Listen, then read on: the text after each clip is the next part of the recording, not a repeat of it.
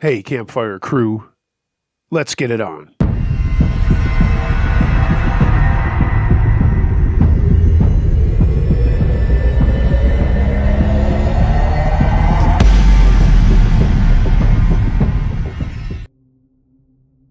Scam Artist, submitted by Charlie.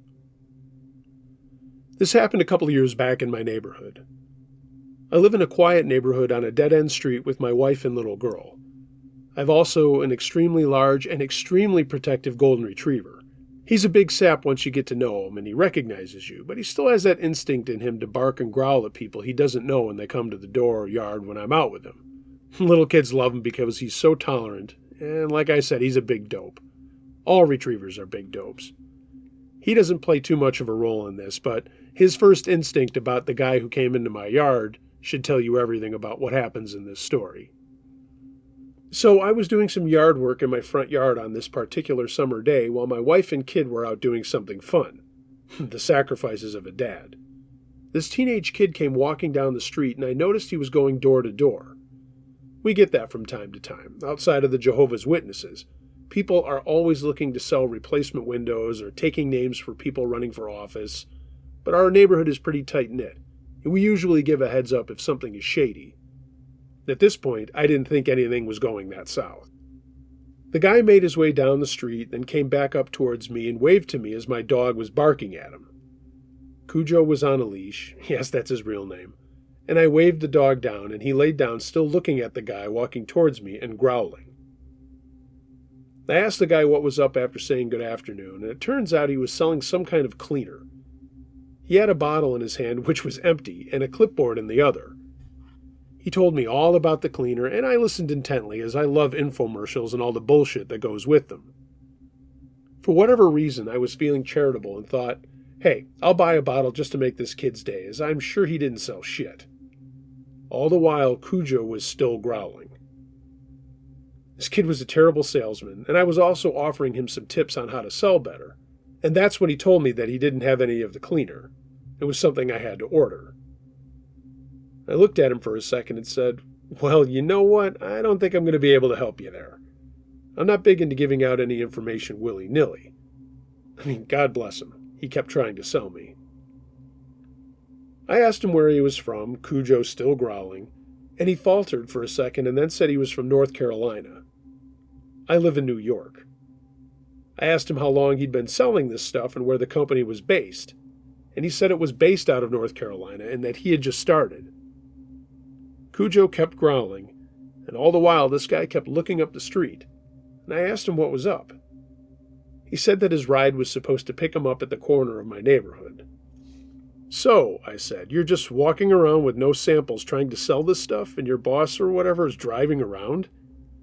He again hedged a little bit, and I said, I'm sorry, man, I can't help you. If you had something on you or your boss does, I can just buy right now, I'm in. Other than that, good luck. He again faltered, and then sort of mumbled and walked away to my next-door neighbor's house. I knew she wasn't home. She happened to be on a cruise that week. Part of me was going to yell out, hey, no one's home, but then I realized how stupid that would have been. I started getting the feeling that this was more than just selling some cleaner. And I was right. Cujo kept growling and then started barking as the guy walked away. We both watched him as the kid went to my next-door neighbor's house and rang the bell and waited for a minute before moving on. I noticed he didn't go to any of the other houses on my street, and then I just saw him standing waiting at the corner. Then I saw him get into a beat-up old piece of shit Dodge Intrepid, and it quickly drove away. I finished up my yard work and was going to grab a beer and watch some baseball when I forgot that I'd left Cujo out on the front lawn. When I went out there, he was still on his lead but was being attacked by some neighborhood kids, and they were all just rolling around laughing, and Cujo was in heaven. Something caught my attention, though. I looked over to my neighbor's house and saw another person I didn't recognize ringing the bell. I didn't say anything and just kept talking to the kids, and he obviously hadn't noticed me, because then I saw him peeking into the front windows over some bushes. I still didn't say anything until he started to walk around the side of my house farthest from me, and then I wandered over into my neighbor's yard. I saw the guy looking into more windows and yelled out, hey, buddy, what do you think you're doing over there? He He stopped and looked at me with big eyes and said some bullshit about how he had to drop something off but couldn't just leave the item on the doorstep. I told him I'd be happy to take it from him and give it to my neighbor. She was probably in the shower or something. Of course, he had nothing in his hands, and I knew the entire thing was nonsense. He faltered again, just like the kid selling the non-existent cleaner. As he stood there, I told him, "I think you just better be moving on here, buddy." And without a word, he walked by me and went up the street and around the corner. Now I knew something was up. I try to stay out of everybody's business, but I do get involved when I feel something is not right in my neighborhood. My next-door neighbor on the other side came over when I went back to the kids in Cujo, and I made mention that I think something was going on. He'd also had a visit from the kid with the cleaning spray and thought something was odd about the whole thing, too. I told him we should just keep an eye on Mary's house, as I told him what had happened with the other guy coming back to snoop around. I was convinced those two guys were in cahoots. I did have a key to Mary's house and would take care of things for her when she was away on trips, but I had no real reason to go over there right then. But later that night, when my wife and kid were having the nightly bath and getting ready for bed, something felt awry in my stomach. I told my wife I was going over next door to check on Mary's house, and she gave it no second thought. I did that from time to time. I hadn't told her about the weirdos in the neighborhood earlier, though. Again, something made me think something was up, so I went down into my basement, opened my gun safe, and took out my Sig Sauer P320 and put it in my waistband. I went over to Mary's and went to the back door with my key, and right away I saw something was not right. It looked like someone had tried to pry the back door open. The screen door / storm door was open, but I could see the paint had been scratched in a couple of places. Then, thinking maybe something had happened that Mary was aware of, I just shrugged it off and went inside. I was still standing in the kitchen and just going to do a quick once-through of the house when I heard someone upstairs. I froze and listened intently and heard someone walking around up there. Then I noticed two distinct sets of sound and realized there were more than one person in the house. I'd forgotten to bring my cell phone with me and let out a quiet sigh. Looking back, I should have just gone home and called 911, but for some reason I decided to quietly go upstairs. Not a smart move, and I urge anyone listening to this to not do what I did. And I know this has been pretty boring so far, but here it comes. When I got to the top of the stairs, the two people walking around must have heard me because they stopped moving, which really blew because now I couldn't tell which room they were in. I said in a loud voice after pulling out my P320, "Whoever you are, come out into the hallway. I'm armed and the police have been called. Do yourself a favor." I was met with silence. Then I heard a noise in a room 2 doors down the hallway. I quietly walked over to that door that was closed and reached for the door handle. That's when I heard a noise behind me, and as I was turning, heard another voice say, "Put the fucking gun down." I hadn't been able to get a glimpse of who was behind me, but the voice then said, "I have a gun pointed at your head." I stood, not doing anything. Yep, I had put my foot in it and was now in a very bad situation. There was more noise from the room I was about to go in, and the door swung open. It was the guy who I had chased away earlier. He only had a pillowcase of God knows what in his hands and no weapon. Without thinking, I jumped at him, pushing him back into the bedroom, and he fell back, and I kept the gun pointed at him and yelled out to the other guy, "Whatever the fuck you've got, drop it and get on the floor. I've got your buddy right here." There was silence again, and I told the guy on the floor to get up and move into the hallway. I don't know why I did that. He crawled on all fours into the hallway, and I heard his buddy say, "Shit, what the fuck are you doing, man?" To his buddy, not me. I poked my head out into the hallway and saw the guy did indeed have a gun. He wasn't the kid from earlier, but it was a whole other guy. And before I could do anything, the guy fired off a shot that whizzed by my head. Even after the sound of the shot, I could hear the bullet going right by me. I ducked back into the bedroom and heard them start to argue, and then I heard one of them run down the stairs. Getting all of my courage together, I poked my head out again and saw the guy that I had covered in the bedroom still lying on the floor. Then the cavalry came. During all of this, my other neighbor had gone over to my house to borrow my air compressor, and my wife told him that I had come over here. He used his brain and immediately called the police thinking something was up. I heard the front door open and a whole bunch of yelling. The police had pulled up without sirens or lights and were apprehending the guy who had shot at me as he tried to go out the front door. I went into the hallway with my gun trained on the guy lying on the ground, and when the police came in, I yelled out who I was, that I was armed, and at the top of the stairs with another one of the people who had broken in. They yelled at me to put my firearm down and back away from the guy, and I yelled out, "Yes, sir," and set the gun down in a bedroom. I told them, "I'm standing at the end of the hallway with my arms up. My firearm is in a bedroom. The guy is still lying on the floor." Two of them came up the steps and grabbed the guy while one looked at me with his gun trained at me. Awesome. Way to shit my pants twice in one night. Once having been shot at, and now a cop is pointing his gun at me. So I'm kidding about the second part. I know he was doing his job. And he put his gun down immediately when he saw me, but it was still scary as fuck. They dragged both of the guys out and into a car, and I spent a ton of time going over and over what had happened. I told them everything from earlier on in the day up to my suspicions and how I got in here. Other cops showed up and did a bunch of work in the hallway upstairs where the guy had taken his shot.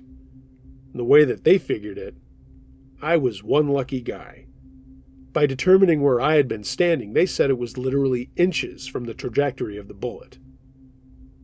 Eventually, I got home to a crying wife after walking by every single neighbor who had come out to see what the hell had happened. Thank God my kid was asleep.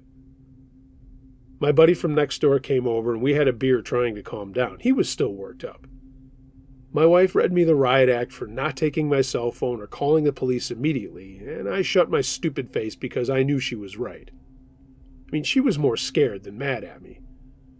It turns out the guys had gotten in through an unlocked window. So all ended well. I had some splaining to do to my neighbor Mary when she got home, but thankfully these guys got away with nothing. I'm not going to lie, it was the scariest thing that has ever happened to me. I don't ever recommend doing what I did, and I certainly don't want anyone to have a gun pointed at them, let alone being shot at. My ears were ringing the next day after that. That's about the craziest thing that ever happened in my neighborhood, and lots of neighbors came over to thank me for what I had done, and of course a lot of the armchair quarterbacks had a lot of advice and criticism of what I had done. But they all saw the good in what I was trying to do. Be vigilant, everyone. Keep your eyes open in your neighborhood for shit that seems off, because if you think it is, it probably is. Again, I can't stress enough, I don't recommend doing what I did. But other than not calling the police first, I'm not going to say I'm not proud for getting two thugs out of my neighborhood, and maybe sending a message that that kind of shit won't fly on my street. Thanks for reading my story, Uncle Jay.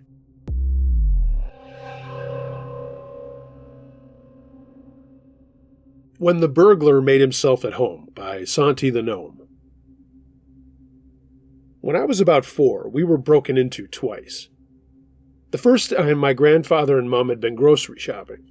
We arrived home and unlocked the front door, and one of the bedroom doors up the passageway slammed shut from the change in air pressure. My grandfather must have sensed something was up and ran up the passageway to the bathroom. Window was open, curtains swinging in the breeze, and nobody to be found. They figured he must have hadn't been there long before they arrived home, as nothing in the house was touched or taken. The second time was 3 months later. My mom woke up to someone sitting on her bed with a knife in his hand at 3 a.m. Mom says she froze, couldn't talk, couldn't move, completely petrified. She said he was mumbling, but she couldn't make out what he was saying. He just stood up and walked out.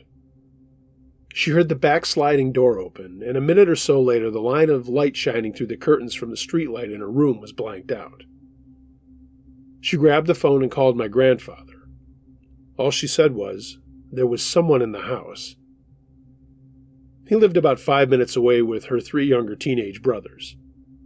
In less than 5 minutes they pulled in the driveway and scattered to surround the house, all barefoot, wearing only their underwear. Every single door was unlocked, and the back door was open. Nobody was seen. Mum was a mess. There were big muddy footprints in the laundry under the little window she had left open for the cat. It took a few days for all the weird things this creep had done to be discovered. He had shredded a black negligee that was in the laundry basket. He'd fed the cat and poured her a bowl of milk. He poured a whiskey out of the decanter in the living room and added ice and Coke to it. Somehow he had injected solder into the eggs in the fridge, ate the leftover roast meat out of the fridge, cut up some catalogs that had been sitting on a bench. He took a photo of the stovetop and another one of me sleeping on my mom's camera and left it sitting next door to my bed. He tipped salt into my mom's shoes, and the knife that he had was from my mom's block in the kitchen. They never found it. I mean, all of it was just really, really weird shit. The cops came, got plenty of fingerprints, but whoever it was didn't have a record. The consensus eventually, a couple of years later, was that it was an acquaintance of one of her brothers. It was a bit of a Chinese whisper's conclusion, though. He'd said X and Y to person A, who told person B, etc., and it got back to my mom's brother. He was eventually locked up on some sort of psychiatric hold for something unrelated and was never charged with the break-in. Doesn't matter. It messed up my mom for a lot of years.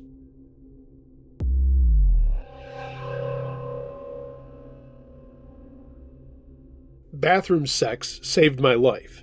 Submitted by Astro Creed 3000. Back in the 80s when I was a stupid teenager, my parents went away on a 2-week vacation, leaving me at home to hold down the fort. I was 16 at the time, and they were mixing business and pleasure, so I was happy to stay home. I mean, who isn't at that age? Parties and that sort of thing were nothing that even crossed my mind. I mean, the rule was, don't do it, and I didn't do it. However, there was going to be a rager at my friend's house, so I saw it as a win-win. I could go to that party, drink way more than I should, and get home without my parents knowing anything. What could possibly go wrong? I'll tell you what can go wrong. A stupid friend with a stupid big mouth. I went to the party with a bunch of friends and was hoping to hook up with a girl I liked. We'd been going back and forth about going steady, and we'd made out a couple of times, and I was hoping that we would take it further. Turns out she did too, and she became my girlfriend at that party when I asked her. The party was a super fun time, and we both got very tipsy. I told her that my house was empty and maybe we should go back there for a little privacy. What she said kind of shocked me. She said, "Oh yeah, I know your parents are gone. Nick, a friend of mine, has been telling anyone who will listen that your parents aren't home." I slapped my forehead thinking about how I was going to slap Nick. I mean, what an asshole. So in my buzz state, I did go downstairs with my new girlfriend, whom I'll call Jenny. And I found Nick and gave him a shove. Not an I'm going to fight you shove, but a hard enough one, and said, "What the fuck is wrong with you? Why are you telling anyone about my house?" He was hammered and stammered out an apology, but kept saying he didn't think it was a big deal. Okay, thanks a lot, dumbass. The party was wrapping up, and Jenny happened to be staying home alone with her sisters as well. Her parents were also out of town. I asked her when she needed to be home, and she said her older sister said to be back by 2 a.m. Right then it was around 11, so I asked her if she wanted to come over and told her that I would make sure to walk her home before she had to be there. She giggled and held my hand, and we went back to my house. When we got there, we went in through the back door, and I grabbed a couple of beers out of the fridge, breaking the no party rule, but not that it was really breaking any rule, because it was just the two of us. We sat on the couch making out for a while, and she wasn't a slut, and I certainly wasn't a player. But one thing led to another, and we started having sex. A great way to start a relationship. I'm serious. I stayed with her for the next 3 years until we both went to different colleges. I'm still friends with her to this day. No regrets. Being 16 and unbelievably frisky, we kept at it for a while and were changing the rooms that we were doing it in. For some reason, she said, "Hey, let's go into your parents' bathroom." My parents had a very big bathroom off of their bedroom. That wasn't a big thing in my circle of friends at the time to have a bathroom that big, and she said, "Hey, we could shower afterwards." So, away we went like the sex-crazed rabbits we were, and when we finished that time, we were just laying on the carpet next to the jacuzzi tub.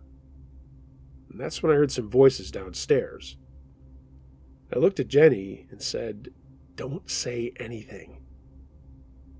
At first she thought she just didn't want to get embarrassed by my friends and asked if it was Nick or one of my other friends. And I shook my head no. Then I said, I don't know who that is. Then I thought, me, I'm a dumbass. I forgot to lock the back door. So we listened to 2 or 3 voices going through my house, and they were downstairs. Thankfully, I hadn't turned on the bathroom light, so we just lay there on the floor quietly as they made their way through the house. We were both pretty scared as to who it could be, but we just huddled close, me on top of her to protect her as best I could if someone came through the door. The voices came into my parents' bedroom, and one said, "None of the shit's worth anything." He must have been going through my mom's costume jewelry. My parents kept their really valuable stuff locked in a safe, and I mean some pretty valuable stuff. A lot of jewelry that had been handed down through the years in my family, and my dad had a very expensive set of wristwatches. I mean, Rolexes, Breitlings, you name it. Tens of thousands of dollars in watches. When I got married, he gave me 2. Investment.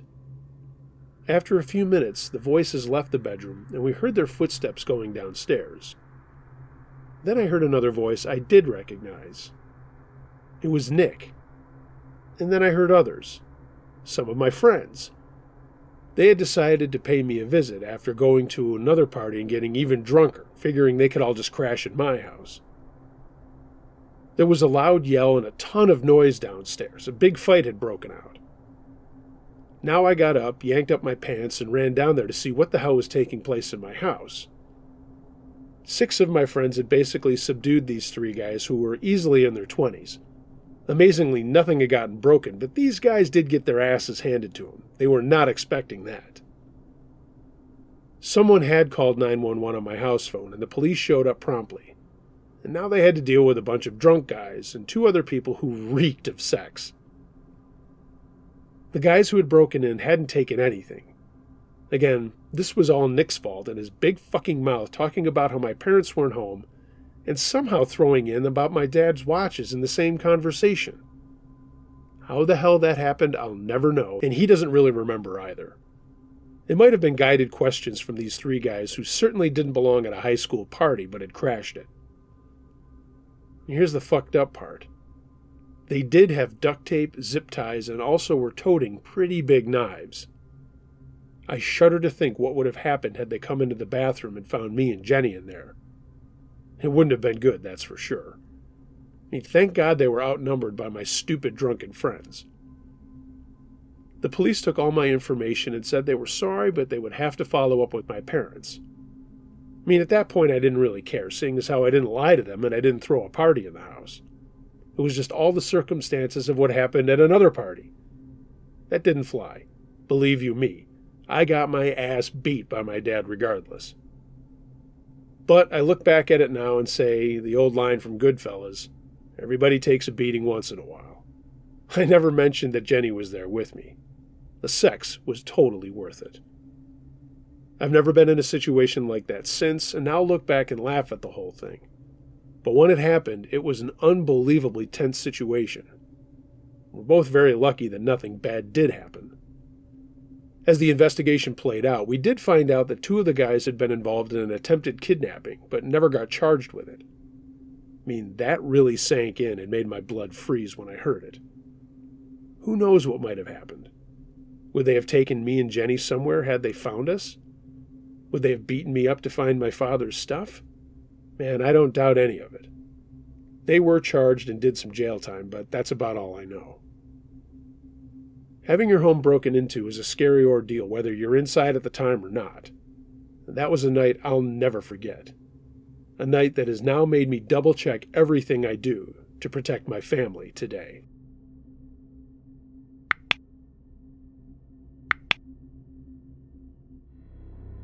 Hey gang, thanks for listening to this episode of Uncle Josh's True Scary Stories. If you have a true scary story of any nature that you'd like to hear narrated on my podcast or channel, email it to unclejoshtruescarystories@gmail.com. I read them all. If you haven't already, please like, share, and subscribe to my channel. Follow me on social media. All of the links to that are in the description below. And if you'd like to take it a step further in your support, find me on Patreon. Everyone, be excellent to each other. And until next time, Be wary of things that go bump in the night. It could be anything. A ghost, a monster, or the guy next door.